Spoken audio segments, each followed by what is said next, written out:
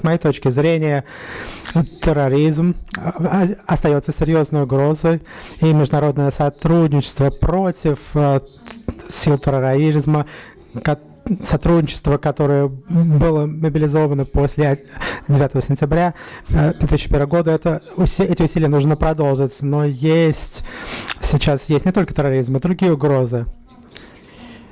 Это долгосрочные угрозы.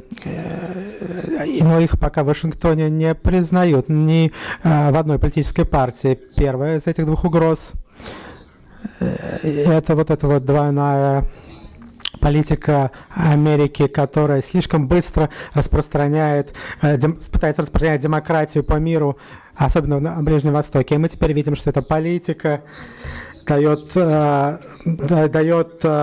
экстремальным исламистским силам стратегическую победу, хотя они тактические какие-то поражения потерпели в области терроризма. Мы видим это в Египте, в Ираке, в Афганистане, также теперь в Сирии, где дестабилизация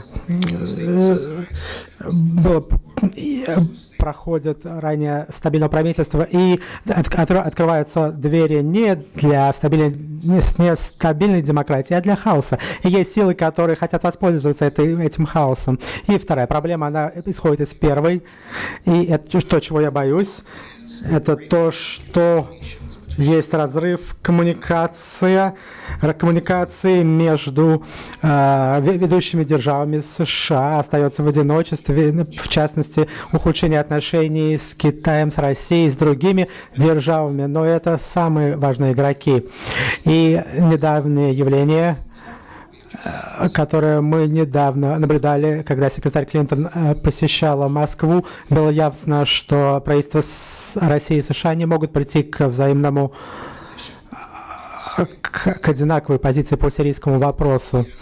И я опасаюсь, что если республиканцы, их кандидат выиграет в ноябре выборы, эта ситуация еще больше ухудшится. Одиночество Соединенных Штатов Америки вполне объяснимо. Они всегда действовали так, как будто они одни в этом многополярном мире. Поэтому пусть их не удивляет то, что в конце концов они остались не только без друзей, но и с большим количеством врагов.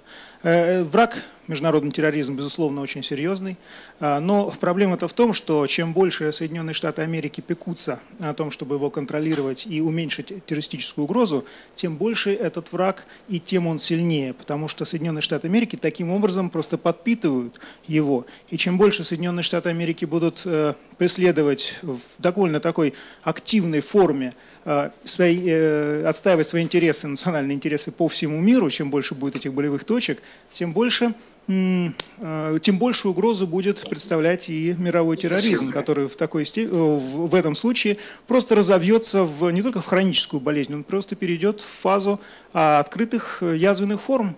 И на самом деле мы уже вполне наблюдаем это.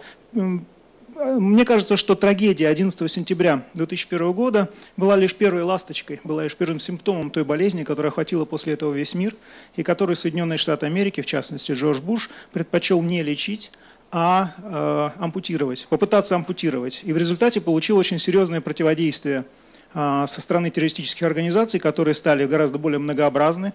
Действительно, бренд Аль-Каида больше не актуален, потому что, по сути, эта организация распалась на несколько более компактных сетевых организаций, созданных по сетевому признаку, и поймать их уже будет совершенно невозможно. И в этой связи перспективы борьбы с терроризмом, с одной стороны, очень плачевные, а с другой стороны, чем больше сеть, что называется, тем больше угроза, тем больше на это можно выделить денег. Это, по сути, борьба превратилась в бизнес и напоминает белочку в колесе, которую кормят, которая растет. И колесо, и чем быстрее она бежит, тем быстрее движется колесо. Я не знаю, к чему это приведет ситуация. Конечно, за эти 11 лет в определенной степени какие-то шаги делались, какое-то взаимопонимание пытались нащупать. Но вот удалось ли это сделать? Я думаю, что скорее нет, чем да. И более того, мне причина видится прежде всего в позиции Соединенных Штатов здесь.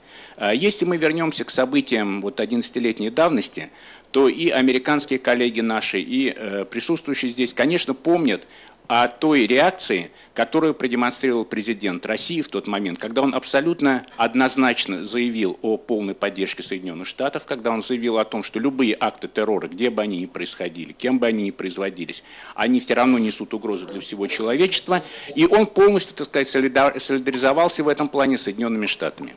Если мы посмотрим историю вот этих последних 11 лет, посмотрим на позицию Соединенных Штатов в отношении ряда террористических актов, которые имели место как на территории России, так и на территории других стран, то мы увидим, что эта позиция, так сказать, немножко отличается от позиции России.